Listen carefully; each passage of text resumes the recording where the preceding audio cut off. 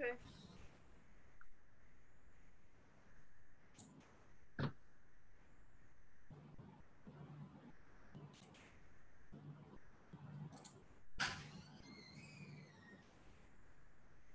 So you can hear me okay?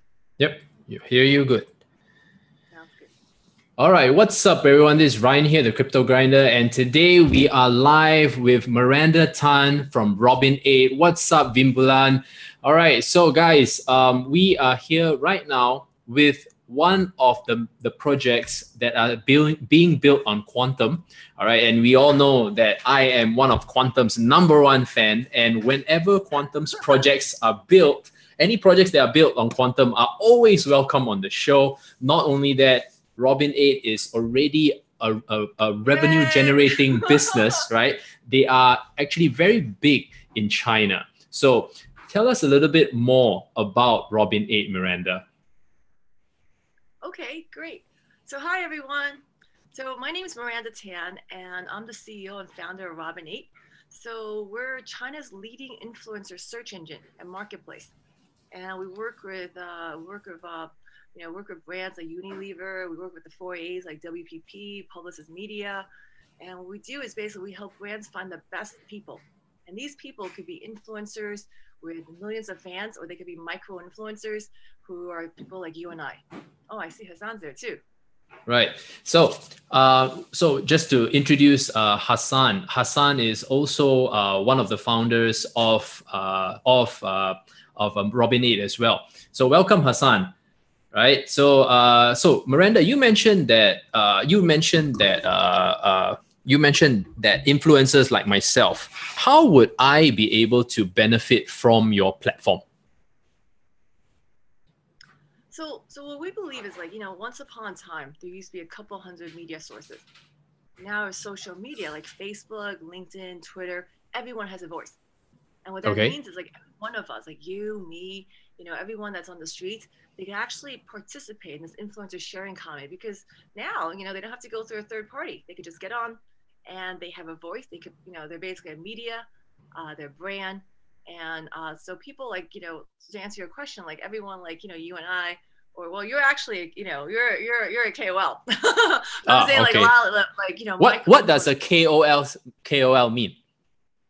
So in China, in the US, we call them influencers. In China, we call them KOL. So KOL stands for key opinion leaders. Okay. So when I first got out of China, people was like, KOL. I'm like, what is that? So it stands for KOL, key opinion leader, which basically means the same thing as an influencer. Okay. So let's say, for example, right, like right now, I'm on YouTube, okay, and basically there are a lot of people who are using YouTube these days, especially in the space, right? How am I going to fully benefit? Like right now, the only way that I can earn, so-called, is from advertising, right? I have to turn on monetization, and there's these days, because of the algorithm, we don't really get paid very much. How would a platform like Robin8 help? Yeah, really, look, if I was to say I get paid by the videos that I make, I think I'll be living on the streets. So I don't make money from YouTube, to be honest, but I just want to know, I know that there are YouTubers or basically these KOLs in China, especially the cam girls, right? Hey guys, we all know the cam girls, right? So we can make a lot of money. I mean, they can make a lot of money, not me, but as in they can make a lot of money by having being engaged by the advertisers, right? The corporate advertisers, mostly games, right?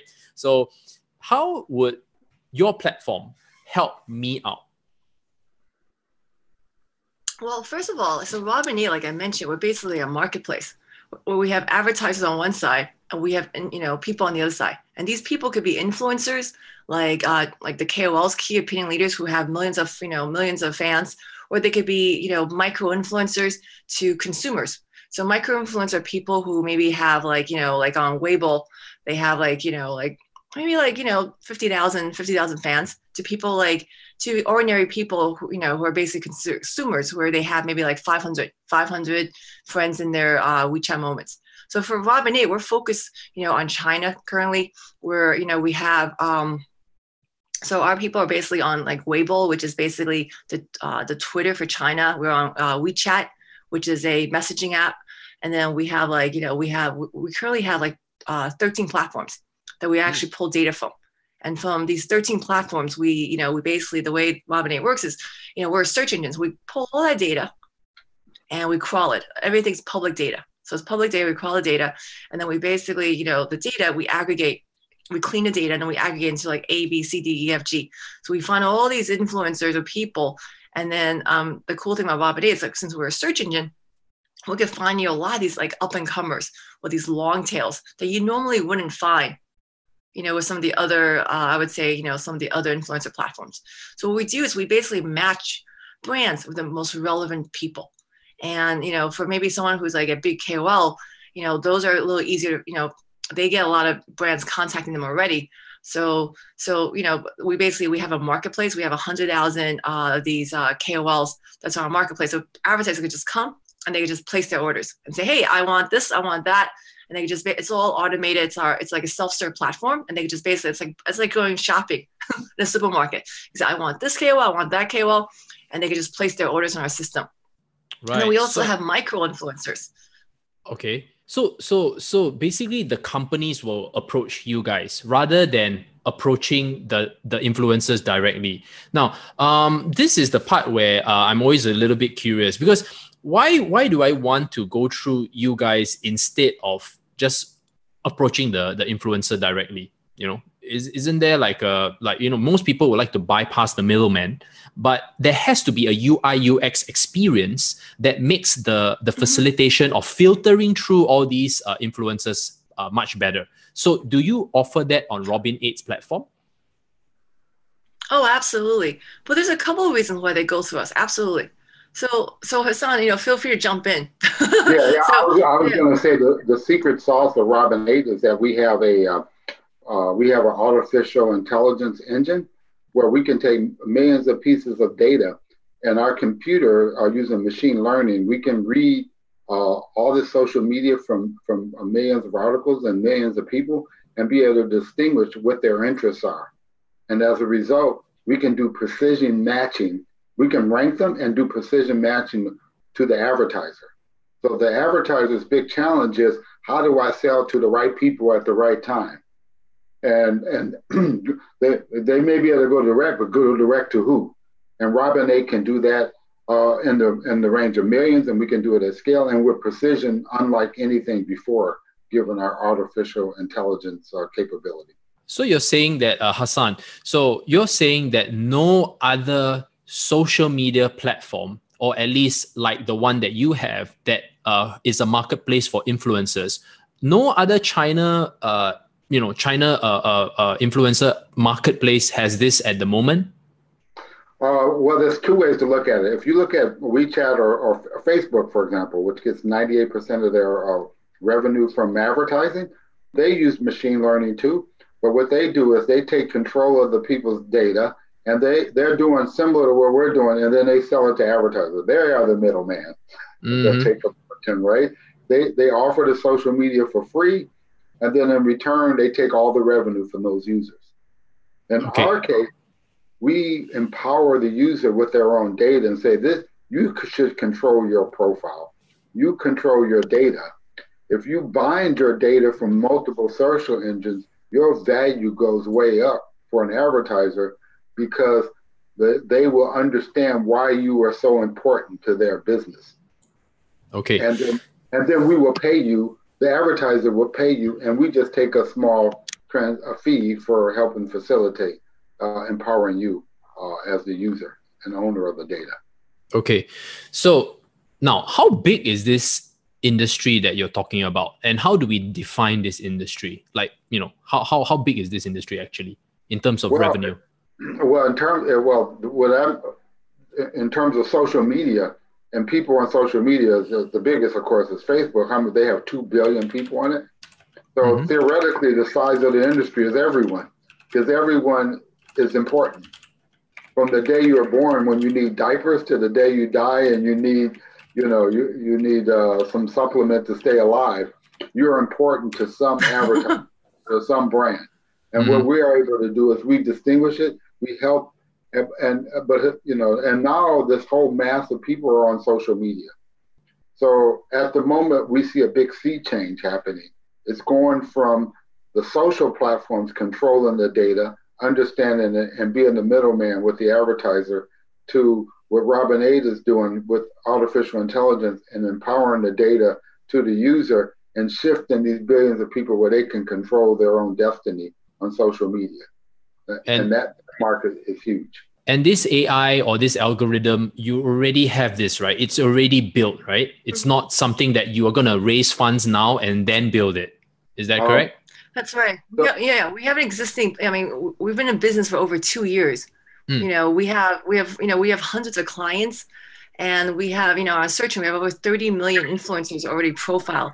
So, you can actually go to our website now. It's in Chinese. It's robin8.net.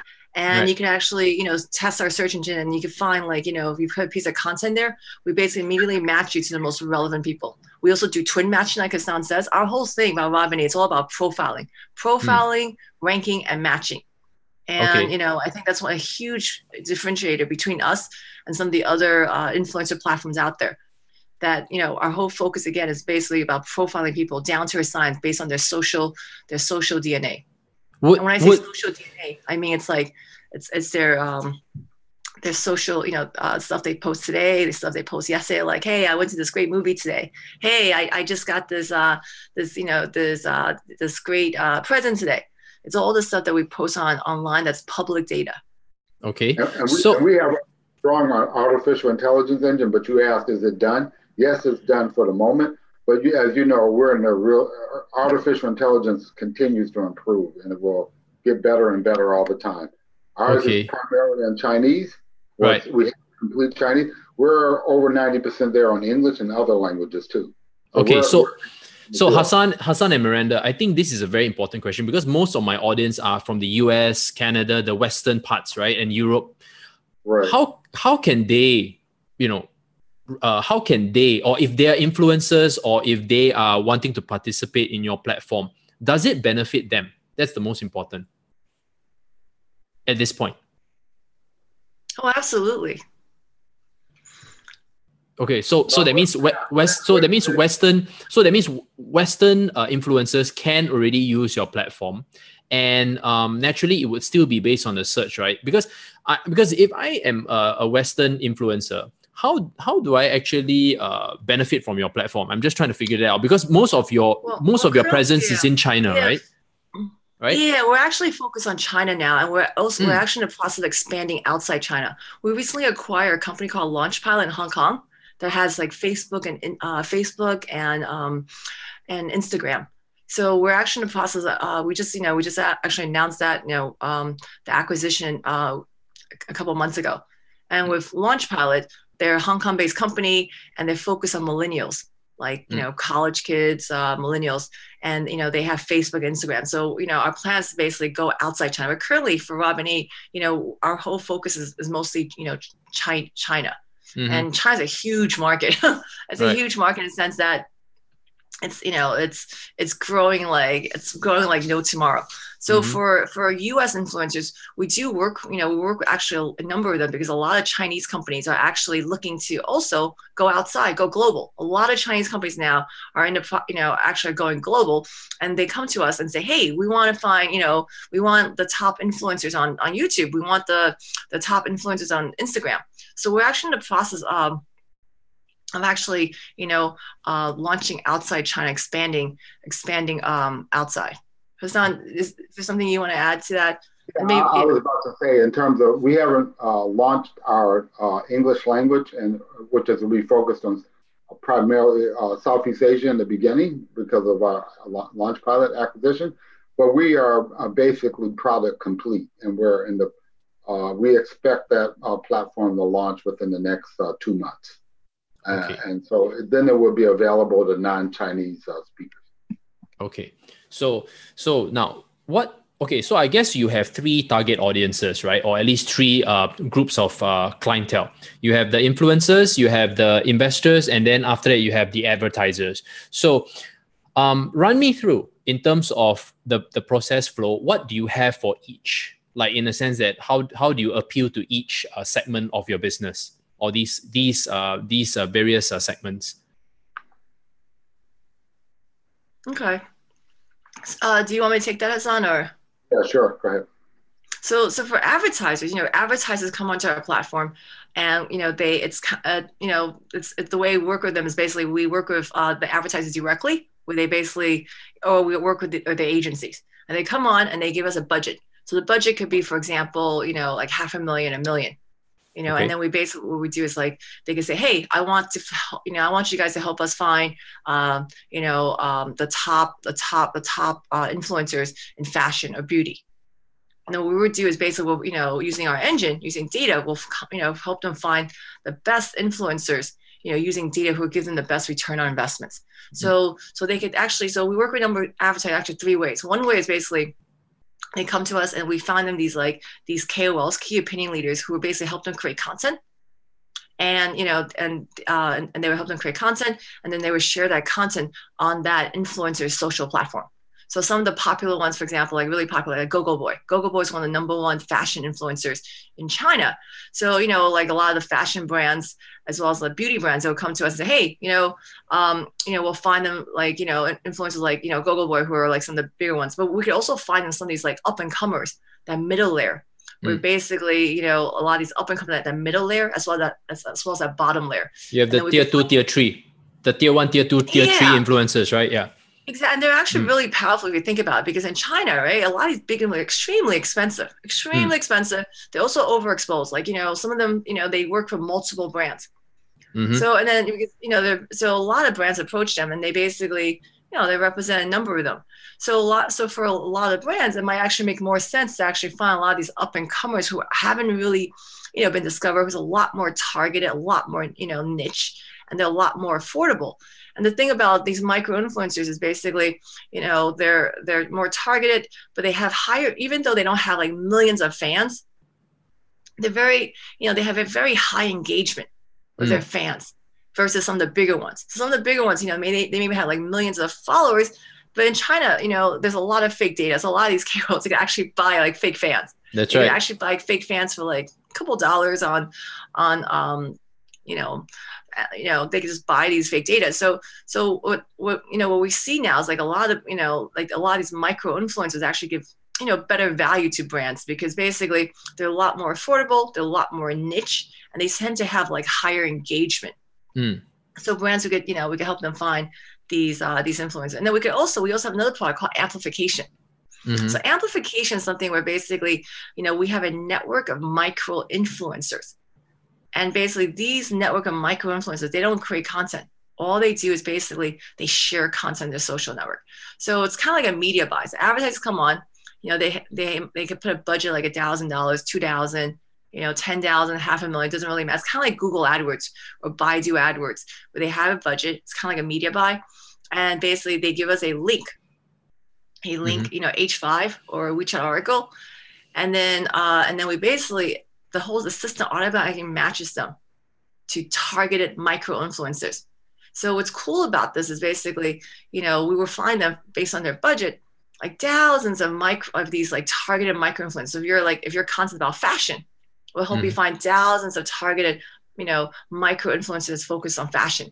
If your content's about automobiles, we'll find you, micro influencers that's focused on, automobile. It's very targeted, based on relevance and engagement. So artists come on, they put their budget. It could be anything from a couple $100s to $500,000, whatever amount. And then the system's automatic, and they basically it's performance based. The advertisers select it's CPC, cost per click. They want to pay these micro influencers like CPC, cost per click, or cost per post, meaning they'll pay them per post. Like say, I don't care how many, clicks you get me, I'll just pay you, $5 a post.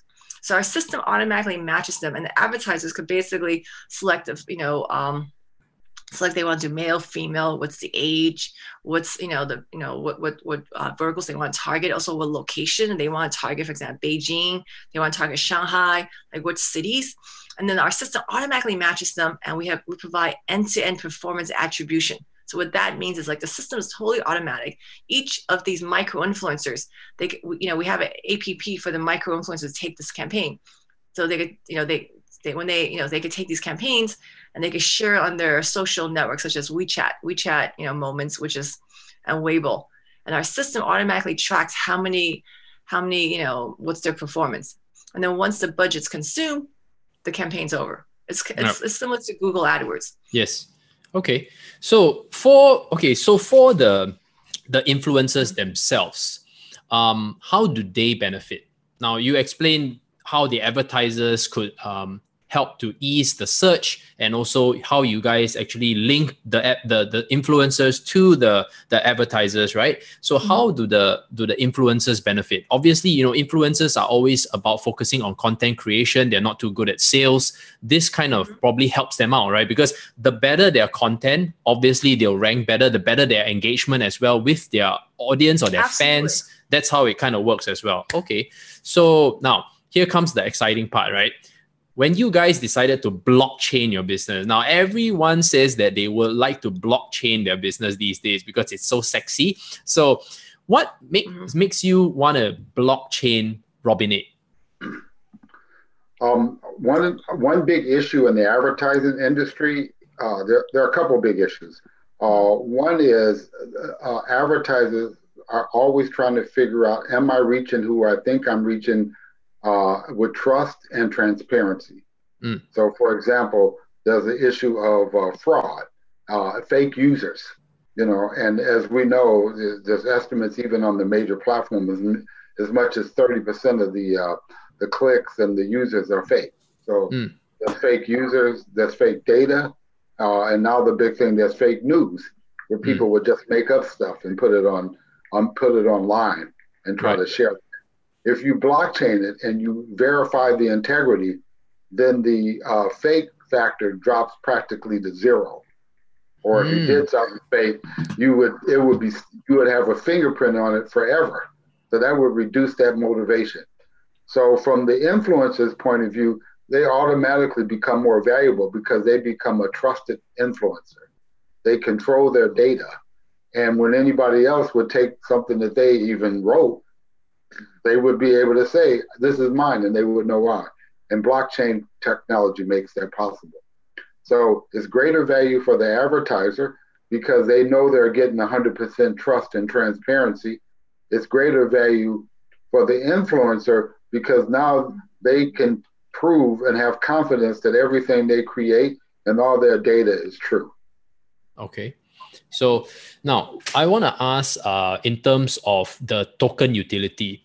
Now, what does your token actually do for people who would be interested in being part of your platform? So if you blockchain everyone, then you can automatically say if the utility of the token is a function of how much data that you put in in your profile and how much social media is connected to your profile. And therefore, you can tokenize that and say, this is a representation of my value based on how much my profile has been blockchain. Because there's going to be blockchain profile and non-blockchain profile. So the utility token captures that the value of your profile based on what has been blockchain. Okay, so the put, you call it, because your token is called the profile utility token, which is the put. Right. So the put is basically for profiling. So does it serve a purpose for the advertiser? Of course, it clearly serves the purpose for the KOLs, but does it also serve any purpose for investors or advertisers? Say, for example, if I had an X amount of puts as an advertiser, would I get a discount in a certain way when I engage a certain influencer? Or for example, if I was an investor, for example, and or maybe I'm a token holder and I have my favorite KOL is Gogo Boy, right? Can I perhaps stake my tokens, my put tokens with my favorite KOL, and whenever he ranks up every month, for example, I'm just giving some kind of example. It ranks up every month or ranks high every month. Apart from all the other KOLs, I will get a little bit of a cut of his or a little bit of bonus or profits or reward from his success. Is there something like that to keep the guys exciting in this space? You bring up, there's actually a couple phases to the put development. So the Okay. first phase is we take it in aggregate, and the value of the put will be driven by how many people are on the platform and how valuable they make the aggregate put economy. That sounds like what we're gonna be talking about, man. Right. Because my guys are all investors, right? So they're here like, okay, how am I gonna make money with this, man? So Right. so yeah, But so just so you know, let me just yeah. give you a little background. Like Hassan is actually a little background about Hassan. Hassan is like Stanford MBA. All right, nice. And Hassan is like he was a partner at KPMG, and he was also like head of digital media at Creative Artists Agency CAA, and he was also and then so Hassan he was also actually so he knows the space very very very well. So we're talking about something that that's actually Hassan's sweet spot. And he was also like, in Nice. terms of talking about investors, Hassan was actually also managing director at Intel Capital for 4 years for their TMT department. Okay, then So then it this would be topic good. in terms of the whole tokenomics, in terms of how we have this whole this whole pricing utility token, is something that I would say that like Hassan, and we also have an amazing team at Robin8. We're based in Shanghai. But we're actually, just so you know, like we're Americans. We're Yeah. from New York City, Right. and the company is actually based in Shanghai. We're about 25 people, and we have a team of data scientists and PhDs. Like our chief scientist, she's like 32. She's Russian. She knows 7 languages, and the woman is just like she's a machine. so getting Helpful when you're in machine learning, right? yeah, like she teaches the machine languages, and she also is kind of like a machine the way she learns languages herself. Yes, So I was kidding around with her. we need the right amount of nerdy in this space, or else it's gonna be hard to pull it off. Honestly speaking. Exactly. So the whole So science. yes. So back to the token utility. We want to know the tokenomics. I think that's the part where most of the space, they're very interested. Like, how can I be part of this? Because I think ICOs, no matter what, they are here to raise money for their projects, right? But don't forget that we have to think of the community as well, because the community is the part that helps out in the virility, and they keep the token price more or less stable. And at the same time, when I can do something with my token other than just fund your project, that's when they feel the connection. So you were about to speak about the roadmap, Hassan. Yeah. So maybe we can continue from there. So the first part is as soon as you blockchain a profile, you have a smart contract.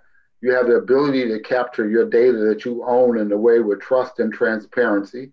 Anything that you're doing, even whether it's, you have and to some extent a de facto copyright or a patent on it because you can prove it's yours, that creates value. More and more people all of a sudden are no longer dependent on lawyers and social media platforms. The nature of blockchain technology is it makes it autonomous and it makes it distributed.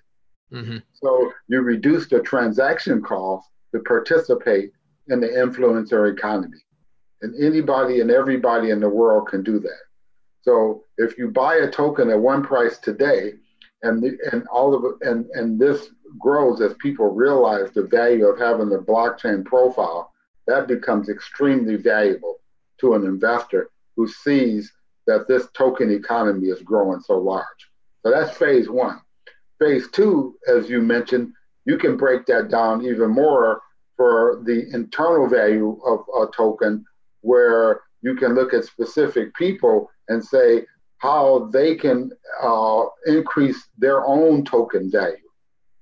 And then you can specifically actually say, I can have a sub token, right? Where my token, you can invest in that because you see I'm putting more into my own value.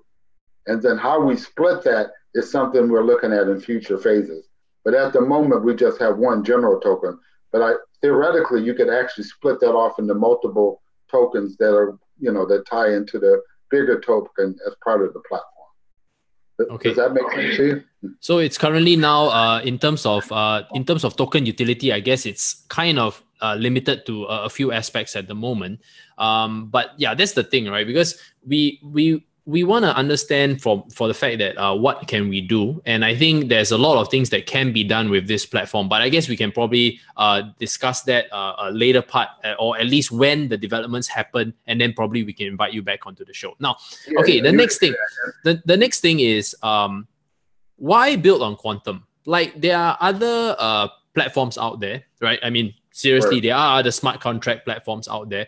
What were Right. your considerations as a business? Now, you guys have been running for 2 years, even before you raised an ICO, right? So obviously you have revenue. So, but what made you decide to build on Quantum? Why not Ethereum? Why not Komodo? What about Neo? Neo is pretty popular in China as well. So, Right. what made you decide to pick Quantum? Right. So the entire blockchain technical world is in many ways similar to when the internet first started. You have phases of development. They all continue to improve. So what we see today is going to be dramatically different than a year from now. Just like hosting services, Amazon Web or Alipay is so different than 10 years from now. So we decided, we looked at these platforms and we wanted one that had great smart contracts, had a great distributed ledger that fit media capability. And so, Quantum and Neo are both very good. Okay. And we looked at the others too.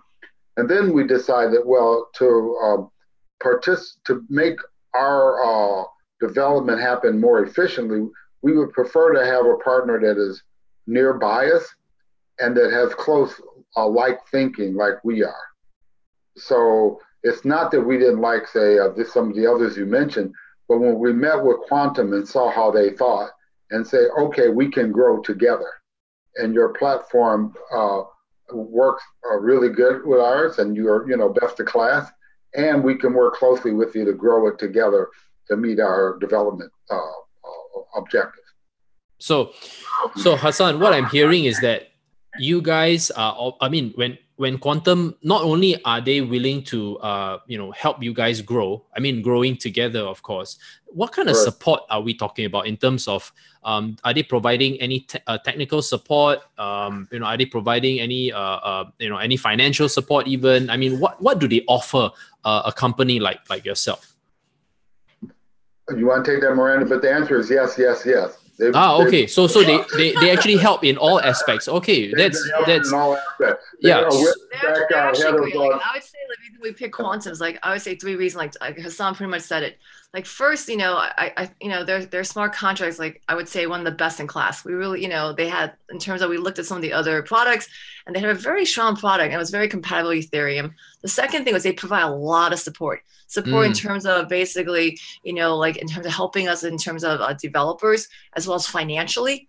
Like they basically, we're one of their largest investments for Quantum. Like Quantum, and then at the same time they also help us in terms they have a whole team of developers to help us in terms of the technology integration, all that process. And the third thing Hassan said, we really like the fact that they were 20 minutes away from our office. I think that was one of the major considerations. So those 3 reasons, and also marketing support too. They've been great introducing. Yeah, and then the whole Quantum community, they have a very, very strong, I would say ecosystem and community. Like all the D apps, we actually work very closely together. And in terms of Quantum, they have, they really support their D apps. I would say, I just came back, from we had a huge meetup in Korea, in Seoul, and it was packed. We literally had I think it was we had Patrick. He was like a rock star.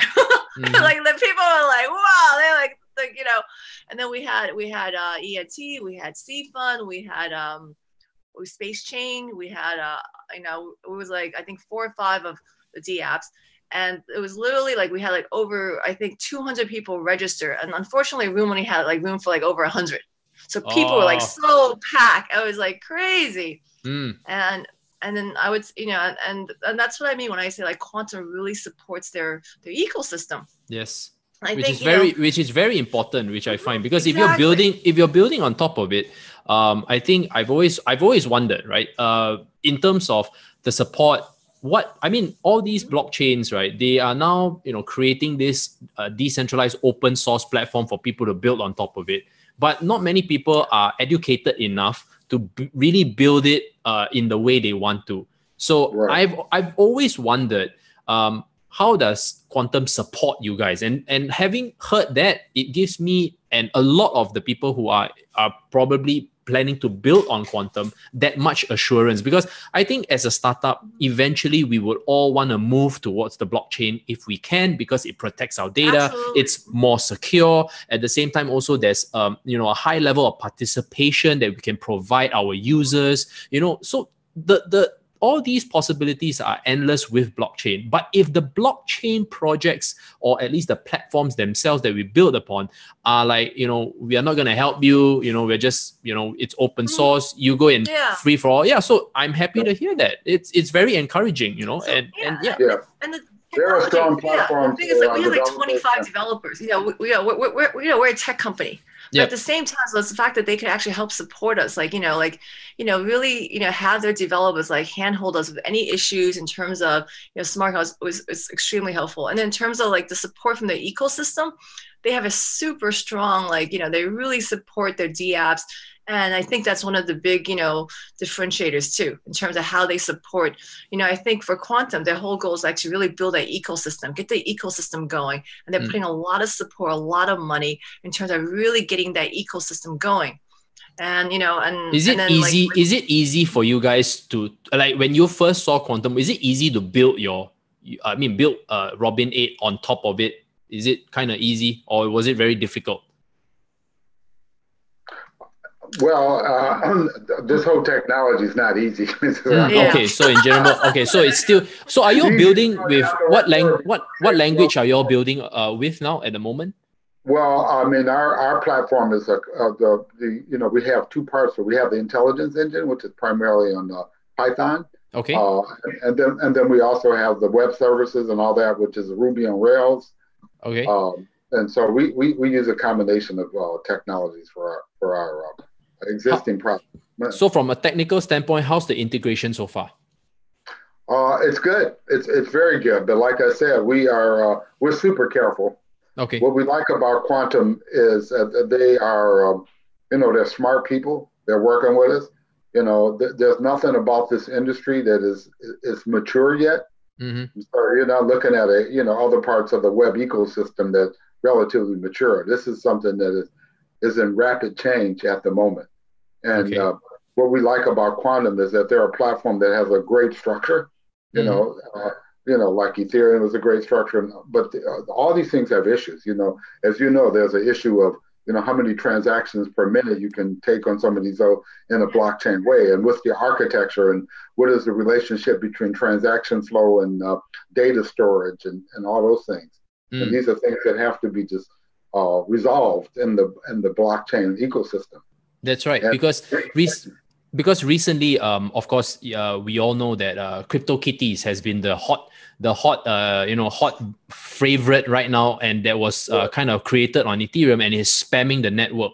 I think Hassan, you look at and Miranda, of course, if something were to happen like that onto quantum, right? How would it affect your business? And of course, I wanted to ask, which is the next question, what the key risk that you guys foresee could potentially happen in your business specifically if you were to build on quantum? That's well, I mean, overall, a risk. Our biggest fear of any of these type of things is when you build on a platform, is the scalability and speed of the platform, of which which is a big issue in blockchain in general. And so we have dependencies as we build our technology on top of theirs. And so our biggest fear is that there is another platform that somehow resolves some of the overall industry challenges much faster than we, and a potential competitor could take advantage of it faster than us. So that would be my biggest fear. But I don't really see that I don't see that at the moment. Everything we see shows that we're in best of class.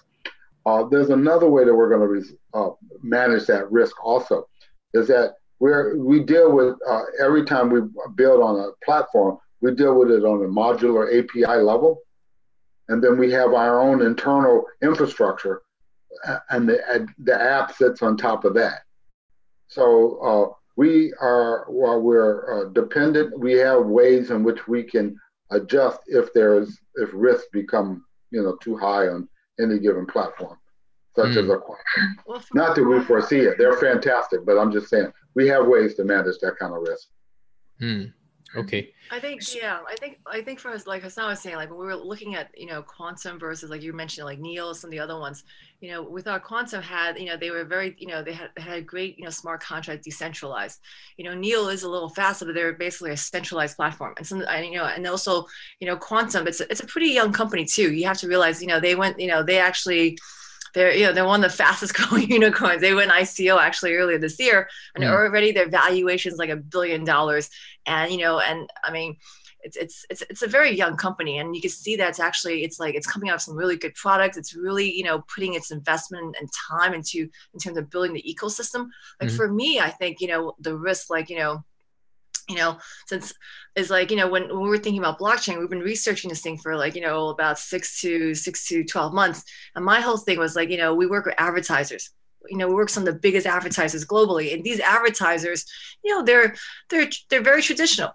Like we were like my fear was like basically since with these advertisers support us when we say, hey, we're going to add blockchain to it, would they say, oh my god, what are you doing adding blockchain? The whole my concern was really like would our customers, our advertisers embrace us, or they think like, oh, you're adding blockchain. Sometimes when people think like ICO, they think something negative. So my concern was like, would our customers embrace us? So we work very closely with WPP, Publicis Media. Like WPP is like the biggest advertising globally. Also Publicis Media number 2. So these are so when we first started, we immediately asked WPP, the head Patrick Xu, who's the China CEO. We asked like Mickey Wang, who heads like programmatic at WPP. I was like, hey, we're looking into adding blockchain to our platform, and the reason we're doing this is because we think it could really provide transparency for advertisers. So when I was talking to them about this, and also some of the brands, I really thought they would come back to me and say, what?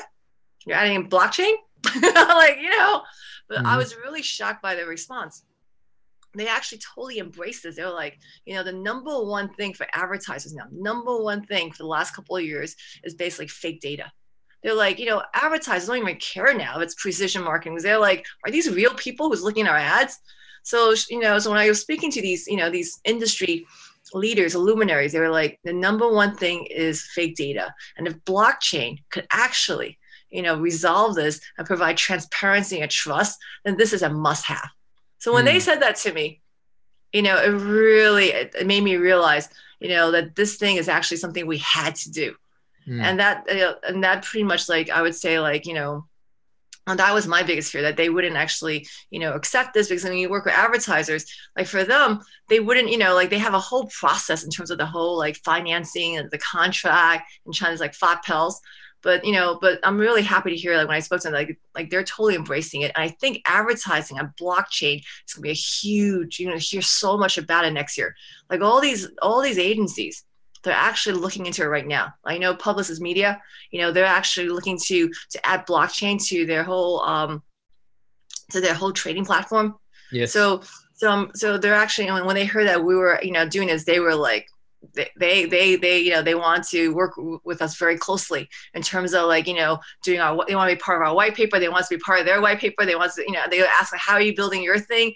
And we're basically sharing ideas. It's actually really, really, really exciting. And then on the other side, I was thinking like when we were talking about this whole data issue, I was like, would people like basically would people get what we're trying to do? It's like we're in the industry. And we can, we deal with data a lot. This is like our space. So my thought was like, one, with the advertisers, would they be okay with us? And it's like, yes, they totally embrace it. They love it. And my other thing was like, with people, like, influencers and consumers. What do they like about the idea? What do they like about the idea of you guys building on the blockchain? Like which aspect? They love it too. So we talked to a number of influencers, like KOLs in China. We also talked to like consumers. I was a little concerned, like, would these people get this whole like this whole privacy thing? What's going on? And then we actually talked to a lot of the influencers. We talked to a number of people. Like for the influencers, like I said, one of the huge concerns is basically how do they protect their copyright, their IP. Because in China, a lot of these influencers create these great, content and create these great videos. And then once it goes viral, someone will actually steal it. And they wouldn't get any way to monetize it or anything. So that was one of their big concerns. When they heard that blockchain would basically protect their IP and, protect their copyright, they were like, they loved it.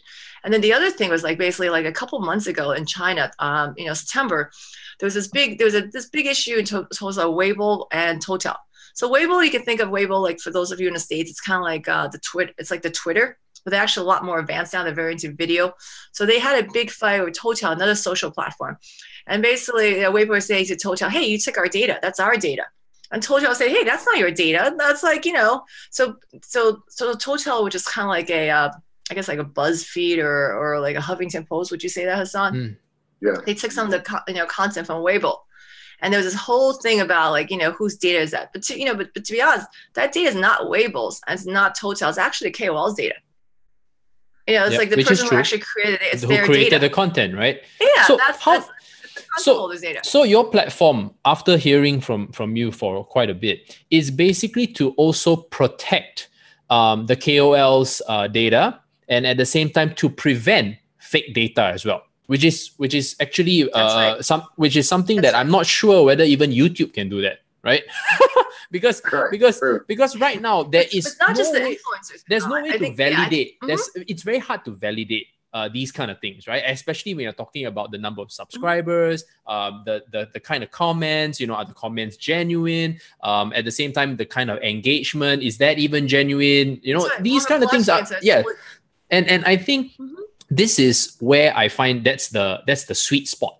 And if you guys manage to pull it off with this ICO, then I think you guys will be way ahead of the pack, because it's always a compromise between scalability and security, and then after that you have speed, right? So currently now on Robin8's platform without blockchain, right, is there any aspect that would cause scalability issues going forward? Or it doesn't really matter. It's kind of like, manageable at the moment. So even if you transferred your business onto the blockchain, it kind of like, it will work smoothly and seamlessly. Is there any aspect that is really fast and, there's a lot of data going around, like all your analytics stuff or your machine learning stuff, that it will kind of clog up the network? Would that potentially happen? Well, it is a challenge. It's an architectural challenge. I mean, we use big data databases, Hadoop, and other types of platforms to manage big data. There's an economics issue, because when you're taking that level of data and you want to have it available as close to real time as possible, you have to think about the server costs and how you do it. But these are manageable issues. These are known. These are engineering issues that are not. They're not rocket science. Sure. The other part, so scalability is lower. On the security and fake and not fake, the way we were doing it before blockchain, where you can use machine learning to teach the machine to have a better eye on determining what's fake and not fake. Of course. So we already could say of your users, that if you had 1 million people look at your advertisement, we know that 50% are 100% real, and we probably can tell that 30% is probably real based on our machine learning, and we think 20% is definitely fake. So, and we can show that with precision and give greater confidence than without our machine learning. So we already were adding that capability, but with blockchain, we could take that. We add a whole new level of precision to that equation. Okay. Because right now, I mean, being in the space of cryptocurrencies, right? Sometimes the projects actually have fake news that is being created, that they are, they are actually not launching whatever they say they're going to be launching. But then there's some other Twitter feed or Reddit post that just comes out to spread a rumor, and then after that, the whole platform goes crazy. And then after that, they'll be like, they have to do service recovery, right? And said, the news that was advertised is completely fake. So, then so they call fake news in the US, right? yeah, correct. So I guess what I'm hearing is that this platform is definitely going to be pretty revolutionary in the way it functions. And I think we want to, of course, last but not least, we must not forget our investors. So how can our investors benefit from your ICO? What are the various ways that they can monetize or benefit from purchasing your this put tokens? Well, since we're going to add this blockchain technology, and we're going to be rolling it out in sequences, as you saw in the game plan. Yep. Given the excitement, we have some big projects that Miranda mentioned with some advertisers, and we have a number of KOLs. So we think that the value will grow. We're very excited about the value potential and the ability to build a lot of value on blockchain. Secondly, there's the actual utility value of holding tokens and being able to use it in the ecosystem. Because every investor is actually a KOL. Okay. Right. Okay. The difference between other influencer platforms where it's only big celebrity is that everybody is participating in the influencer economy. Robin. That's right. And being a token holder, you have two ways to use it. You can use it and hold it and decide on the value, or you can use it and put it to us, so to speak, in order to get advertising and increase your own influence. Okay. Miranda? So I think that's Hassan mentioned something like one of the things is our blockchain. It's not just for influencers. Like I mentioned earlier when we first started, like with social media now, everyone has a voice. Everyone can participate in this sharing economy. So in China, we call these people 自媒体. These are like, I guess in the States you call them like bloggers. So everyone of the investors, not only could they actually participate in our pre-sale and our ICO, but they could also actually be part of our platform, become our influencers in the sense that they could sign on and they could actually, claim their profile, and they could also like basically, claim their profile, and then they could, blockchain everything. So I would say like one of the other things about doing blockchain is I think it's a way to be also user acquisition in the sense that it's a way to really get everyone, as part of this ecosystem. It's pretty exciting. So, we were talking to influencers and they love the idea where we could actually protect their copyright, their IP, but also when we spoke to some of the, just like regular people, like, we were talking to some of our, like, hey, we're going to do this. We share them our white paper. And at first we were kind of worried because the white paper was very academic. It's very technical, but some of them actually, like, one of Hassan's good friends from for business school, he actually read it and he was like, wow, this guy is like, he never says anything good. So he actually said like this, you know who I'm talking about, Hassan, right? Yes. The guy's like, he's also Stanford MBA, super smart guy. He used to be an investor, but this guy, he's very critical. So we actually share with him our concepts. Say, hey, we're actually, adding blockchain, and this is how we're going to fix the advertising industry. He loved it. As a consumer, he was like, I mean, this guy, he never puts anything online. And he's an investor too. So he also saw like I'm an investor. I can see how this value grows, but I have a lot of insight on how to invest because that's what he does full time is invest. Right. And he said, now I see I can be an influencer and I could blockchain my thinking and writing and publish it in a way that I did not feel confident before because I didn't trust all these social media sites. Right. So his trust in publishing social media, he thinks would be a lot higher if the blockchain could be added, because all of a sudden everything he produces, he knows will be attributed to him, and he could be compensated or whatever else for it. I think what are the key points, because we're running out a little bit of time, and I think the key points of Robin8 from after what I'm hearing is definitely very exciting because firstly, you're going to eliminate fake data. Also, at the same time, you guys are working towards rewarding or at least bringing the validity of the information in the space, right? And last but not least, also you're making sure that all these all the data that is being created by the influencers or the KOLs, right? They also can properly protect it and also potentially monetize it going forward, because this is something that a lot of people don't really understand. So once I guess the token utility phase is already done up in your white paper, that's the part where I think we can probably arrange for another interview. And then from then, all the investors who are interested in this space, because big data is something that not everyone understands, but I get it. But I hope that the people out there who are watching today, they see the benefit of your platform. And I wish you all the best, guys, especially for your fundraising. And when is your ICO starting? Thank you so much. So our ICO is actually starting this month, December 20th. Okay. All right. And how long is it going to be? As in, when does it end? It's going to be December 20th to January. It's going to be a month, January 20th. Okay. And how much do you guys intend to raise in terms of in terms of funding? We're looking to raise about 20 million USD. Okay. All right. So guys, for those of you who are interested in big data, keeping your information, especially from your favorite influencers, secure and not fake and original, you can look for Robin8. I mean, their ICO is starting soon, which is on the 20th of this month, right? And of course, it's built on the quantum blockchain. All right. Thank you so much, Miranda and Hassan, for joining the show. Thank you so much. Thank you. You're most welcome. All right, guys. So that's all the time we have for today. God bless.